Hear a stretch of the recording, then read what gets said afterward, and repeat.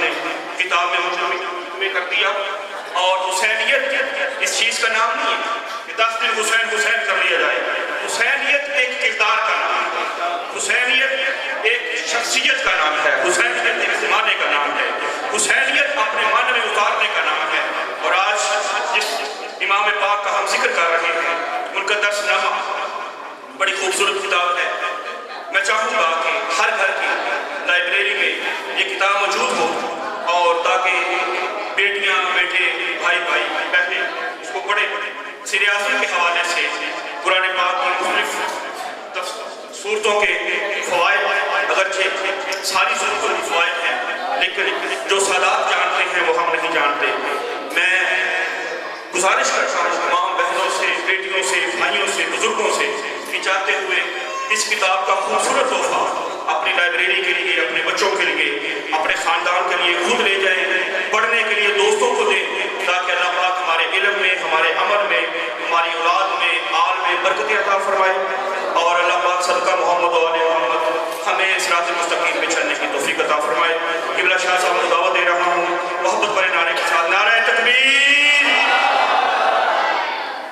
نعرہ تکبیر, نعرہ رسالت, نعرہ حیدری.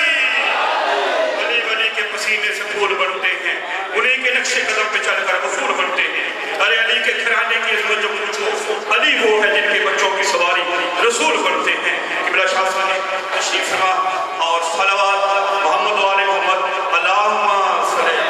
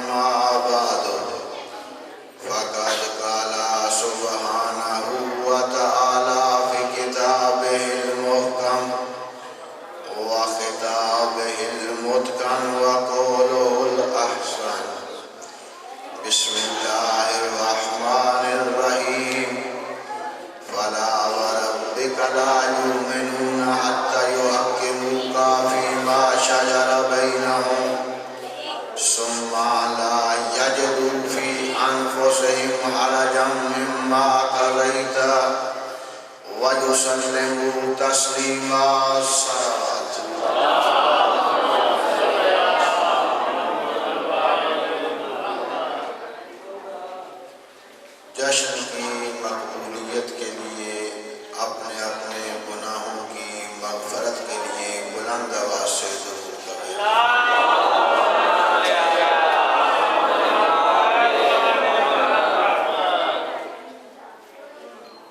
کافی سارے خطبہ، نعت خوان اور شعراء آپ سن چکے ہیں۔ انسانی اور بشری تقاضا یہ ہے کہ تھکاوٹ محسوس ہو،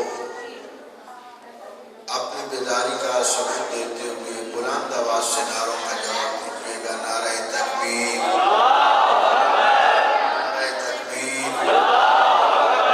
نعرہ رسالت، نعرہ رسالت، نعرہ حیدری، نعرہ حیدری، حسینیت، حسینیت، جشن عید میلاد النبی، جشن عید میلاد النبی، یزیدیت، یزیدیت، نعرہ صلوات۔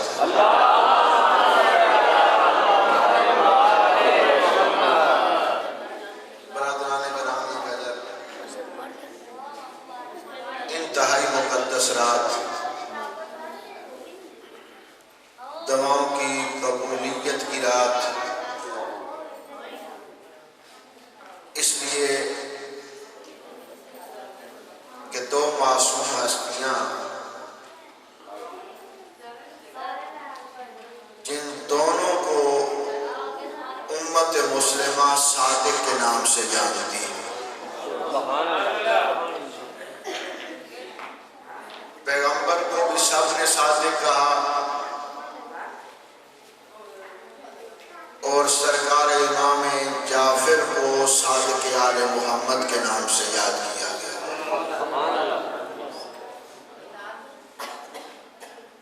ان دو ہستیوں سے منسوب یہ رات استجابت دعا کے یہ مراحل اور یہ لمحات میں دو پروگراموں پہ ہمیشہ مشوش رہا ہوں، متزلزل ہو جاتا ہوں، سادہ لفظوں میں کہیں کہ گھبرا جاتا ہوں، غزل ہو جاتا ہوں کہ کیا پڑھوں، کہاں سے شروع کروں۔ ایک یہ 17 ربیع الاول میلاد پیغمبر کا پروگرام، دوسرا 13 رجب کا پروگرام، کہ کس نقطے سے فضائل کا آغاز کیا جائے۔ پیغمبر کی عظمت کا تذکرہ کس باب سے کیا جائے، پیغمبر کے فضائل کا تذکرہ شروع کیسے کیا جائے۔ ہر باب اپنے اندر ہزاروں باب لیے ہوئے، توجہ کیجئے گا۔ میں تو اپنی عقیدت کے لفظوں میں یوں کہہ سکتا ہوں کہ آج چاند اپنی چمک پہ شرما رہا ہے،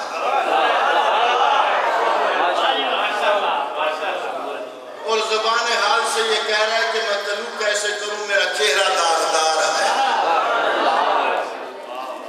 اور آج اس کے اذہان ملائکہ پر اور آمنہ کی گودی میں عبداللہ کا بیداد چاند طلوع ہو رہا ہے۔ بخدا ستارے اپنی چمک پہ شرما رہے کہ ہماری ساری چمک اور نورانیت اگر اکٹھی کی جائے تو آمنہ کی گودی کی زینت بنے ہوئے بچے کی پیشانی سے نکلنے والے نور نبوت کے مقابلے میں ایسے ہی ہے جیسے 7 سمندروں کے مقابلے میں نوک نیزہ پہ پانی کا ایک قطرہ۔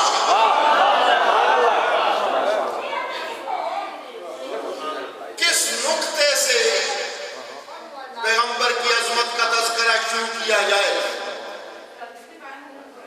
متفق علیہ روایات ہیں، اہل سنت علماء نے بھی لکھا، تشیع علماء نے بھی اپنی حدیث کی کتابوں میں لکھا، اور تاریخ کی کتابوں میں موجود کہ آج جو رات یہ گزر رہی ہے، اس رات صحابہ کا دریا خشک ہو گیا۔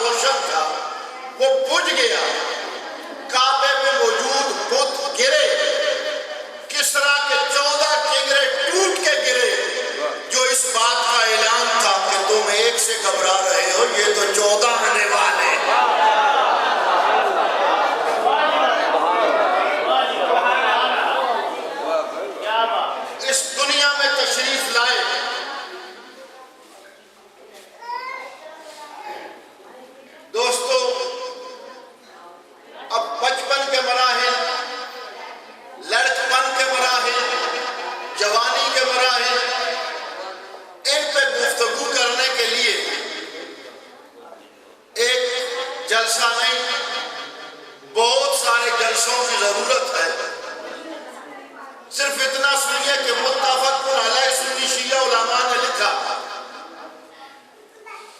کہ بچپنے کے عالم میں بھی جب پہاڑوں کے درمیان سے گزرتے تھے، جب جنگلوں میں سے گزرتے تھے، صحراؤں میں سے گزرتے تھے، پتھروں سے بھی آواز آتی تھی، السلام علیکہ یا رسول اللہ، السلام علیکہ یا رسول اللہ. پتھروں اور درختوں سے بھی آواز آتی تھی، السلام علیکہ یا رسول اللہ. تو مجھے کہنے دیجئے کتنا بد عقیدہ ہے وہ انسان جو پتھر بھی نہیں بننا چاہتا.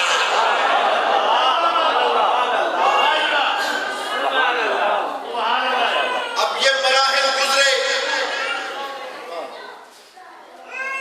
پیغمبر اعظم اپنے عمل و کردار کے ساتھ دنیا سے منوا رہے تھے کہ صادق بھی میں ہوں، امین بھی میں ہوں. واقعات آپ کو یاد ہے، واقعہ مجھے نہیں پڑھنا. وہ مرحلہ بھی آیا کہ جہاں پہ کافر اور مشرکوں نے بھی کہا تھا حضور ہم اٹھ کے دیکھیں گے، اگر پہاڑی کے پیچھے لشکر نہ بھی ہوا تو پھر بھی ہم اپنی آنکھوں کا ہیر پھیر سمجھیں گے، تیری زبان پہ شک نہیں کریں گے. پیغمبر کی زبان پہ شک نہیں ہوا. وہ مرحلہ آیا جہاں پہ پہلی دعوت، اب میں سیرت کو انتہائی تیزی کے ساتھ آگے لے کے جا رہا ہوں. دعوت ذو العشیرہ، اور سنیں بڑے شیعہ سنی مسلمان کہ دعوت ذو العشیرہ ہی وہ پہلا جلسہ ہے جہاں سے یا رسول اللہ کا نعرہ بلند ہوا. یا رسول اللہ کا نعرہ بلند ہوا.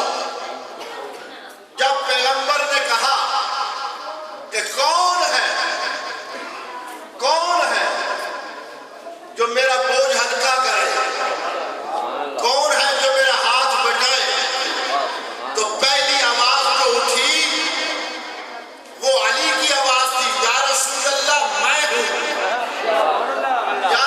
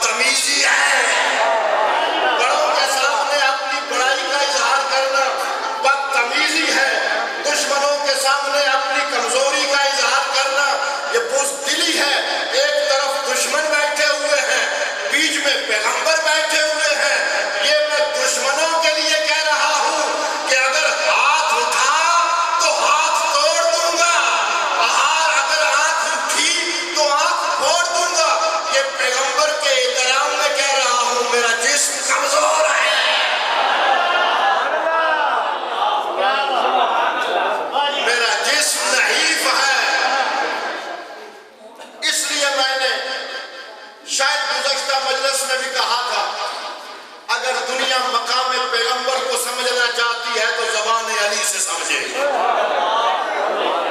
علی سے پوچھو کہ محمد کسے کہتے ہیں, پیغمبر کسے کہتے ہیں.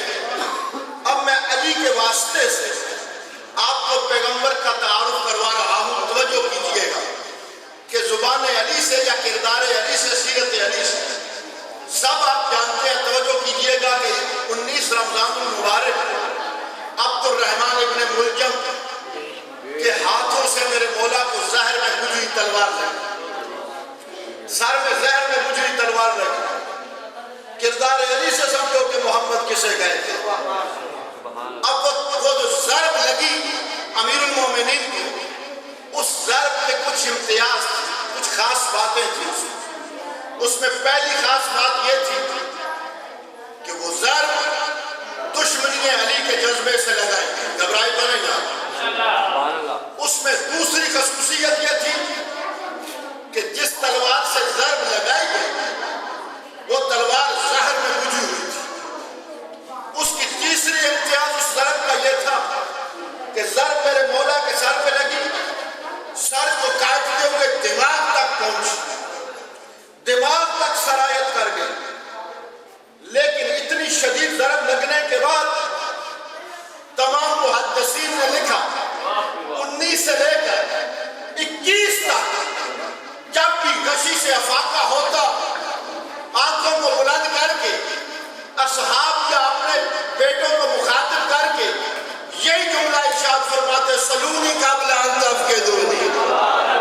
کیا کہے گا؟ سلونی قبل ان تفقدونی, سلونی قبل ان تفقدونی. دنیا والوں پوچھو علی سے.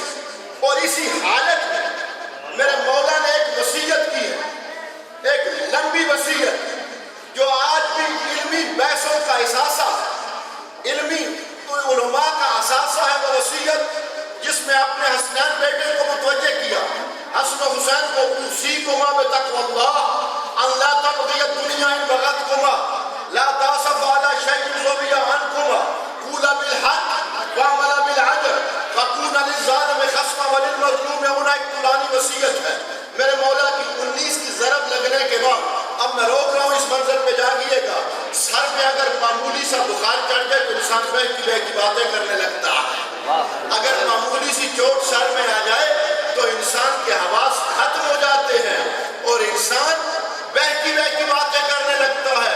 ابن ملجم کی زہر میں بجھی ہوئی تلوار علی کے سر مقدس پہ لگی اور دماغ تک چلی گئی, سر کو شگافتہ کر گئی.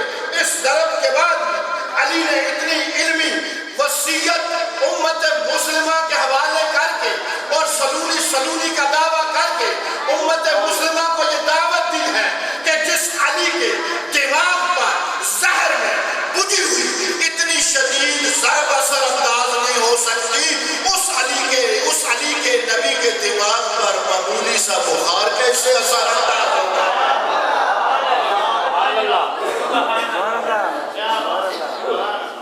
علم علی سے سمجھو کہ علم پیغمبر کیا ہے. دنیا اسی غلط فہمی میں رہی. وہ مجھے دکھ ہوتا ہے باخدا. پیام صبح کے نام سے ایک پروگرام جو ہے ARY پہ لگا, ظاہر گزشتہ ربیع الاول میں کافی سارے انہوں نے پروگرام کیے. اتفاق سے ٹائم ایسا تھا صبح کا کہ وہ ٹائم مل جاتا تھا وہ پروگرام سننے کے لیے. تو میں اس پروگرام کے نکات نوٹ کرتا رہا. دوستو باخدا کسی کی مخالفت نہیں, یہ درد دل ہے. جب وہ پروگرام اختتام کو پہنچا تو میں نے اس پروگرام کو چلانے والے کو ایک خط لکھا اور کہا یہ پروگرام جس پہ آپ اتنا ناز کر رہے ہیں, اس پروگرام میں کم از کم آپ نے 25 مرتبہ پیغمبر کی توہین کی ہے. کیوں؟ اس لیے کہ اس پروگرام میں بھی کہا جا رہا تھا کہ یہ پڑھنا نہیں جانتے تھے, لکھنا نہیں جانتے, اور اس پہ دلیلیں نہیں جا رہی تھی کہ پڑھنا نہیں جانتے تھے, لکھنا نہیں جانتے. دوستان گرامی قدر,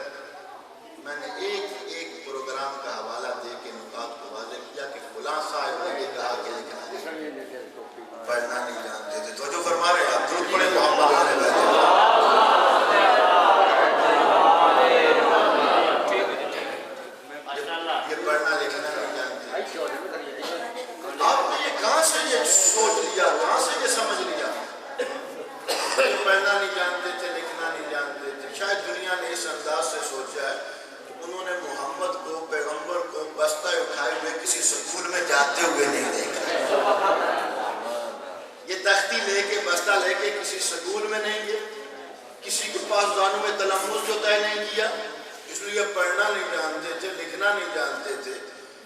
یہ دوستان گرامی قدر, اب میں بھی تو پیغمبر کا کوئی استاد اس کائنات میں تو نہیں بتا سکتا, لیکن اتنا ضرور کہوں گا کہ آؤ میں تمہیں لے چلتا ہوں ممبر کوفہ پہ, جہاں بیٹھا ہوا شخص سینے پہ ہاتھ مار کے کہہ رہا ہے ان ہاؤنا لا علما جمن, میرے سینے میں علم کا معجزہ سمندر موجود ہے, علی سے جو چاہے پوچھ لو, میں اور تو کچھ نہیں پوچھتا, صرف یہ پوچھتا ہوں جاہلی آپ نے یہ سب کچھ سیکھا کہاں سے ہے؟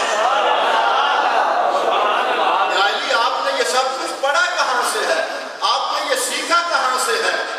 جواب ملے گا میں نے یہ سب کچھ سیکھا ہے زبان پیغمبر سے,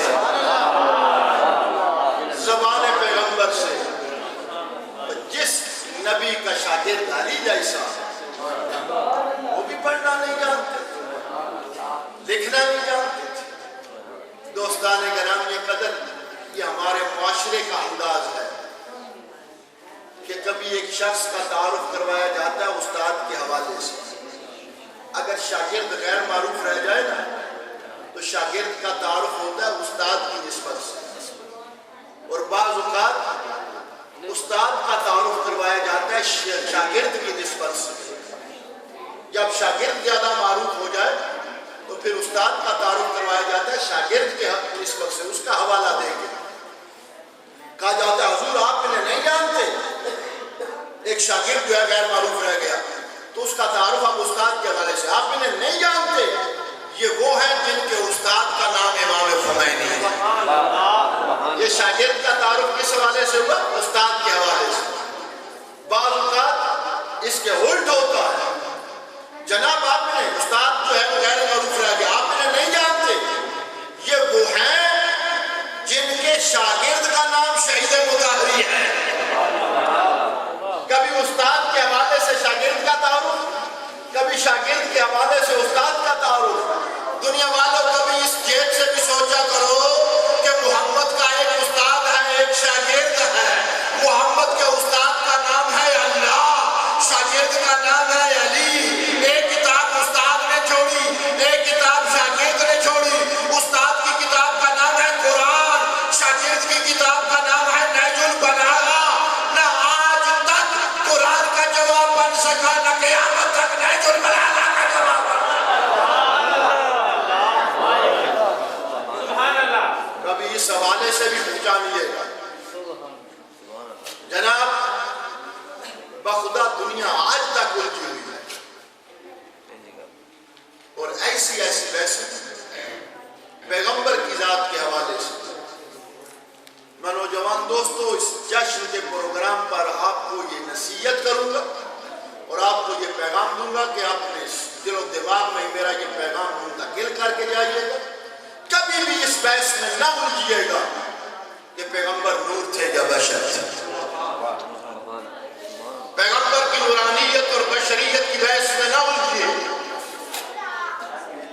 پیغمبر کی نورانیت اور بشریت, اس بحث میں آپ جتنا جائیں اتنا ہی زیادہ عظمت پیغمبر سے دور ہوتے چلے جائیں. یا تو سمجھنے کی کوشش کریں کہ یہ پیغمبر کون ہے, ایک ایسا بشر جس کی بشریت کا خمیر نورانیت سے اٹھایا گیا, اور ایک ایسا نور جس کی نورانیت کو بشریت کے سانچے میں ڈھال دیا گیا. کتنا نور ہے, کتنی نورانیت ہے. اب اس بات سے اندازہ لگائیے گا نورانیت پیغمبر کا. اس کائنات میں سب سے زیادہ نورانی چیز جو ہے وہ کیا ہے؟ سب سے زیادہ نور اس کائنات میں سورج ہے. چاند میں بخشا ہوا نور بھی اس کی, ستاروں میں بخشا ہوا نور بھی اس کی, زمین کو بخشی نورانیت بھی اس کی. سب سے زیادہ نور سورج. اور پھر سورج کو مشرق سے مغرب اور مغرب سے مشرق لے جانے والے فرشتوں کی تعداد علماء نے 70,000 سے زیادہ لکھی. اور فرشتے کیا ہیں؟ مجسم نور. नूरानियत यानी 70,000 से ज्यादा नूरानी मखलूक सूरज को मशरक से मगरब ले जाती है, मगरब से मशरक ले जाती है।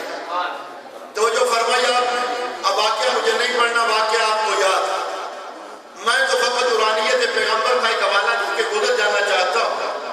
जब सूरज तेजी के साथ अपना सफर तय कर रहा था, मैं और आप ये समझ रहे थे कि अली की नमाज कज़ा हो रही है, लेकिन अली ये कहते हुए नजर आते हैं नमाज तो वही जो खिदमत रसूल की शक्ल में अदा हो रहा है। सूरज ने सफर तय किया, सूरज जो डूबा तो उस गुफ्तगू के बाद पैगंबर ने अंगुश्त शहादत का इशारा किया। पैगंबर ने अंगुश्त शहादत का इशारा किया। रोक लिया इस मंजर पे मैंने फिर आप पैगंबर ने अंगुश्त शहादत का इशारा किया। मेरे पढ़े लिखे दोस्तों, फिर खसूस छोटे बच्चों के बाज़ैन बात को मुंतकिल करने के लिए मिसाल का सहारा ले लूँ कि अगर आपने दरियाओं का सफर किया है, नहरों का सफर किया है, आप अगर एक छोटी सी कश्ती में बैठे हुए हों, कश्ती में बैठे हुए वो सफर कर रहे हो, आपके करीब से एक बड़ा सा जहाज गुजरे, आप उस कश्ती पे बैठ के फैसला करें कि हम इस बड़े जहाज को खींच रहे हैं और इसी फैसले के साथ आप एक रस्सा उस जहाज पे फेंकें और पूरी कुव्वत के साथ, पूरी तवानाई के साथ आप उस जहाज को खींचना शुरू करें, तो क्या खींच लाएंगे? नहीं, पर खींच नहीं सकेंगे, बल्कि खिंचे हुए उसके पास चले जाएंगे। तो नतीजा क्या निकला कि आजाद फजा में अगर तो जिस्म तैर रहे हो, छोटा बड़े को खींचना चाहे तो खींच नहीं सकता, बल्कि खिंचा हुआ उसके पास चला जाता है। पैगंबर ने अंगुश्त शहादत का इशारा किया, डूबा हुआ सूरज वापस पलटा। अब मुझे कहने दीजिए, अगर सूरज में नूर ज्यादा होता, चाहिए तो ये था जिस ज़मीन पे रसूल खड़े थे वो सूरज के साथ मिल जाती, सूरज का पलट के आ जाना। इस बात की दलील है कि सूरज के पास तो इतना नूर भी नहीं जितना रसूल की अंगुश्त शहादत में मौजूद है।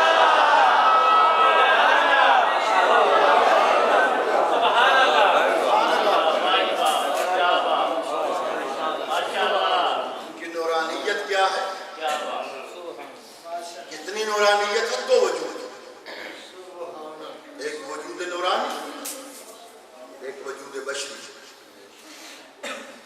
वजूद बशरी में औलाद आदम, वजूद नूरानी में आदम से पहले। आदम से पहले जिस तरह कुरान के दो वजूद हैं, कुरान का वजूद एक ज़ाहिरी है, कुरान का वजूद एक नूरी है। ज़ाहिरी वजूद कुरान का क्या है? जो रेल पे पड़ा हुआ होता है, हमारे घर अलमारियों में पड़ा हुआ होता है, लेकिन अलमारियों को कुछ भी नहीं होता, रेल को कुछ भी नहीं होता, लेकिन कुरान का